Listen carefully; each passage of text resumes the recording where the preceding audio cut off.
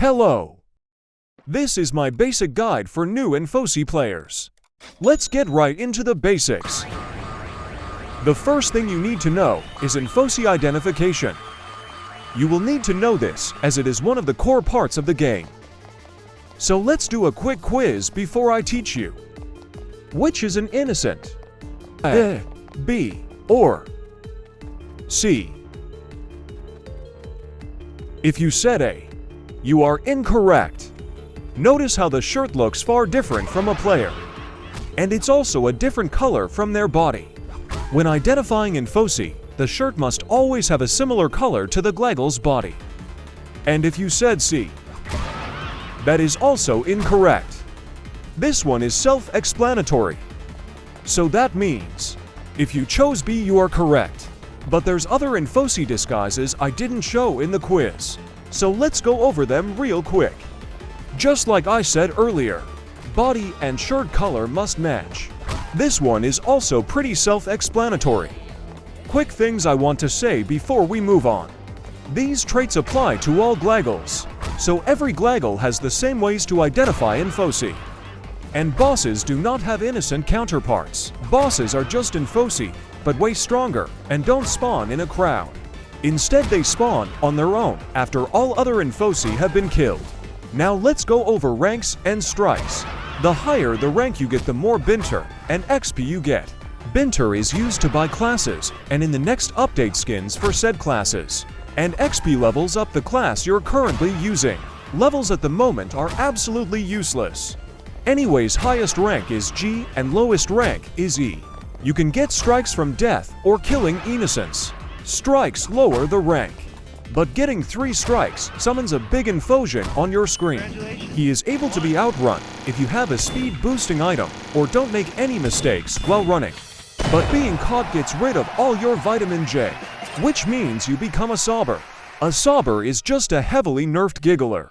100 health and your weapons barely do any damage. You turn back to normal when the round ends or it's time for a boss. The big Enfosion also disappears if the wave ends or it's boss time. I didn't mention that the rank is the same for your entire team. So if you get a strike and ruin your team's G rank attempt, they might be mad at you.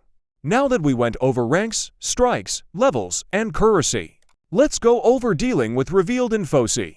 If an Enfosi is killed or get to the statue, they gain a second phase where they become aggressive. Revealed Enfosi may be hard to deal with, so I have to give tips. Giggler Enfosi are the weakest Enfosi, so they are pretty easy to kill. Just run away for a bit after they are revealed, and then when they swing, kill them. Gazo and Gembos are both the same. If you're facing an Gazo Enfosi, just tank the damage from their shots and run towards them. If you're facing a Gembo Enfosi, you need to know they deal insane damage. So either get someone to distract the Gembo Enfosi or have full health. If you have the Globber class, this doesn't matter, and you can just treat Gembos like Gazos.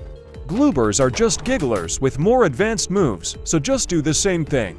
Cheerer Enfosi must be killed as soon as they are spotted, as they can deal 500 damage to the statue. But you might need people to catch them since they are super fast. Globber Enfosi are like mini-bosses. Just do the same thing for Giggler. But always be prepared for them to slam their club down on the ground, because this creates shockwaves that can insta-kill. But you can always play it safe by attacking from a distance. I forgot about the Gleeber. Gleeber Enfosi are like advanced Cheerer Enfosi. They are even faster than Cheerers, but can now attack players. I have no good tips for dealing with Gleeber Enfosi, so just attack them in a group and brute force a kill. Now let's talk about how to deal with bosses. I already mentioned earlier what bosses are and how they spawn. But I haven't mentioned what specific bosses there are, so let's go over each and their moveset while talking about ways to counter them.